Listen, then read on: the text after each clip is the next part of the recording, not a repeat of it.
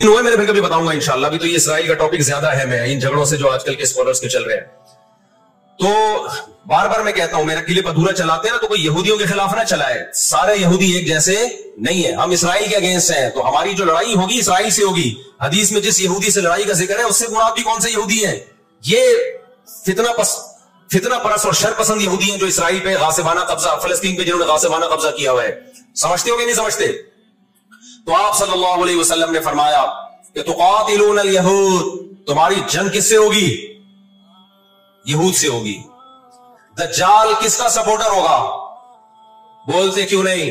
अभी तो दज्जाल आया नहीं है और आपने बोलना छोड़ दिया है। जब आएगा तो फिर तो अच्छों की बोलती बंद हो जाएगी।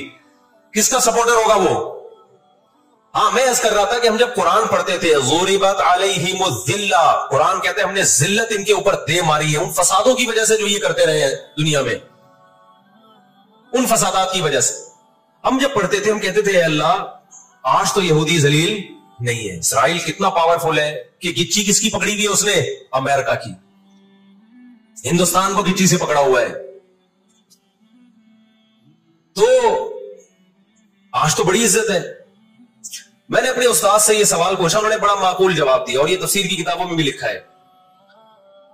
देखें, आप यहूदियों की हिस्ट्री उठा के देखें ना, हमेशा कोई ना कोई ऐसा इन पर मुसल्लत हुआ है जिन्होंने इनकी शरारतों का मजा इनको दुनिया में चखाया है।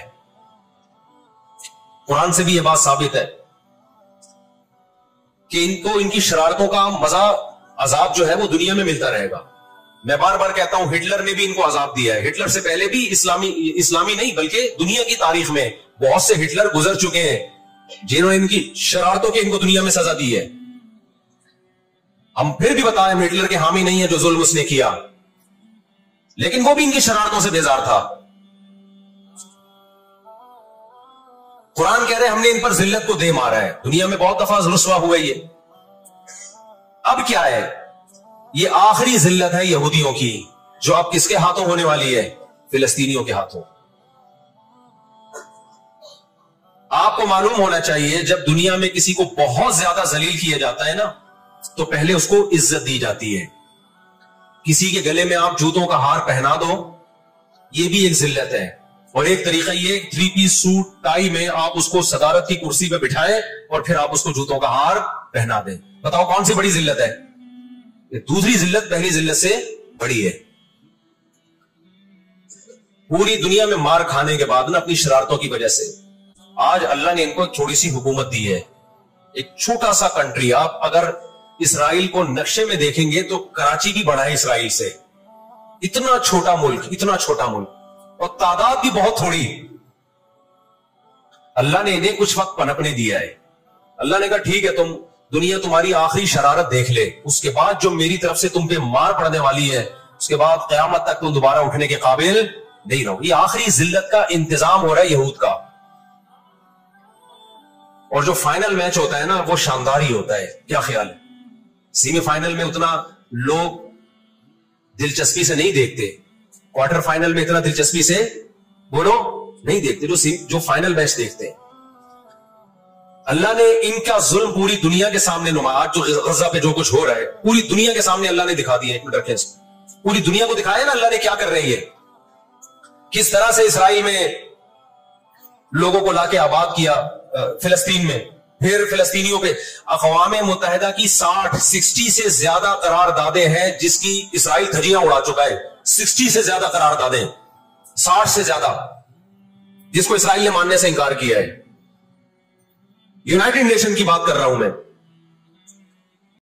तो अल्लाह ताला इनको थोड़ा सा पनपने दे रहे हैं कि ठीक है, इस दफा सेमीफाइनल तुम जीत लो, फाइनल तक तो पहुंचो ना तुम, उसके बाद होगा क्या। देखो, आपने सुना होगा कि लातों के बूत हाथों से नहीं मानते। ये जो इसराइल जो कुछ कर रहा है ना, इसका असल हल मुझे भी पता है मुजाहिरों में नहीं है। इसका असल हल है जिहाद। इसका असल हल क्या है? जिहाद, जो कि फिलिस्तीनी कर रहे हैं। मैंने जब लोगों को यह कहा ना कि अपने मुल्क में पुरअमन मुजाहिरे करो, लोगों ने कहा लो पुरअमन मुजाहिरों में लगा के लोगों की सलाहियतें खराब कर रहे हैं। हम आपको जिहाद से नहीं रोकते, लेकिन आप जिहाद अपने मुल्क में करोगे तोड़ फोड़ करके। ये जहां यहूदी जुल्म कर रहे हैं वहां लड़ाई करोगे आप? तो ये अजीब मंतिक नहीं है कि जुल्म वहां हो रहा है, आपने अपने मुल्क में तोड़फोड़ करना शुरू कर दी, तो इससे यहूदी नाराज होगा या खुश होगा? तो कहेगा और अच्छा बम धमाके करो यार, पुरअमन नहीं, बहुत बमों के साथ, कलाशन कोफों के साथ अपनी कंट्री में मुजाहिरे करो, हमें आके छेड़ो यहां पे। हम जिहाद के मुनकर नहीं है, आपसे ज्यादा अल्हम्दुलिल्लाह जिहाद को मानते हैं। लेकिन आप अगर यूके में, कनाडा में, पाकिस्तान में, सऊदी अरब में तोड़ फोड़ वाले मुजाहिरे शुरू कर दोगे, चाहे गैर मुस्लिम कंट्रीज में भी, खुदा की कसम इससे इसराइल को जो भी नहीं देंगे की। और मुझे तो ऐसा लगता है, मैं कोई यकीनी रिपोर्ट नहीं है, शायद इस जंग के पीछे भी इसराइल की साजिश हो। उनको पता था कि एक हमारा दुश्मन है सोवियत यूनियन, रूस। जब 1956 में जंग हुई है ना, बर्तानिया, फ्रांस और इसराइल ने मिलकर हमला किया था मिस्र पे, तो धमकी किसने दी थी? रूस की धमकी से पीछे हटे। रूस ने कहा था न्यूक्लियर अटैक करूंगा मैं, वो पीछे हट गए। रूस मुसलमानों की खैरख्वाही में नहीं कर रहा था। रूस को यह था कि जब दुनिया का बाप मैं बनना चाहता हूं तो तुम दुनिया के बाप बनने की कोशिश क्यों कर रहे हो? अगर ये बाप बन गए तो उसको पता था हमारी चौधराहट खत्म हो जाएगी। तो अल्लाह एक जालिम को दूसरे जालिम से पिटवाते हैं।